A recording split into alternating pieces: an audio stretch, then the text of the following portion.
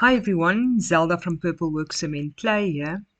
You can copy a outline of a fish or draw it yourself. I've used a piece of styrene and just cut it out with a craft knife and then used some sanding paper to round the edges. It just makes it easier to work with, and I've used Mod Podge on the styrene with some paper just to cover up the whole fish, and then it's ready to be used with cement clay.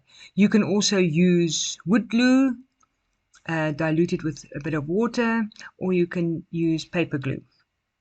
As soon as this is dry, you can stick a rod into it, and I used a styrene block in the same way as a base, and right at the end you will see the photo how it came out.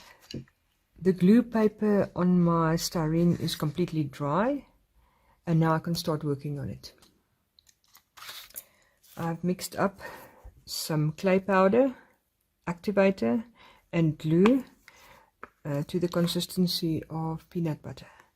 And now I'm going to apply a layer of that on the whole fish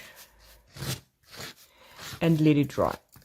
If you prefer a smoother finish, you can moisten a small sponge like this, press out all the excess water and then apply it. I'm just going to mist it down with a bit of water. You can also use your finger if you wish, and then just smooth it. My fish is dry and I'm looking to add a fin, more or less there, and an eye. So I've mixed up some cement clay, 2/3 according to the recipe, and you can get a template from the internet, draw your own, or just make it by freehand and just trace down the shape. I have shaped the 2 fins, one for each side, and you can keep it up straight like that, get a point here and mark it down there that it's the same distance apart. To add the fin, you need some slip, and I've mixed up some of the powder, a little bit of glue and activator, and just mix it up well, about the consistency of cream or yogurt. You can also add the small bits and pieces that's cut off in, and just mix it up. So when we want to add something to a cement clay that's already dry and this one is wet, we need to add some slip. I will first moisten out the area and rub it a bit, add some slip,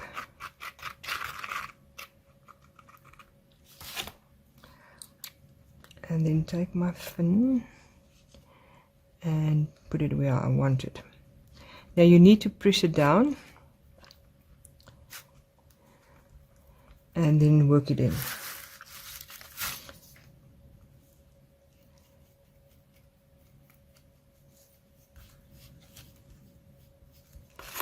You can add some water to make it easier to work with,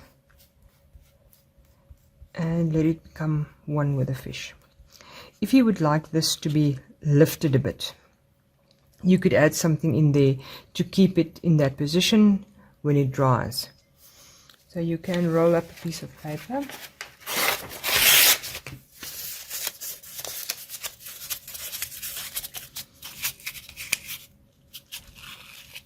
and just keep it in there. On the fin, I'm using a sharp object to draw in some lines, to define it and to edge it off, and then just make the second one to look exactly the same. So when both are on, that the poor fish looks balanced.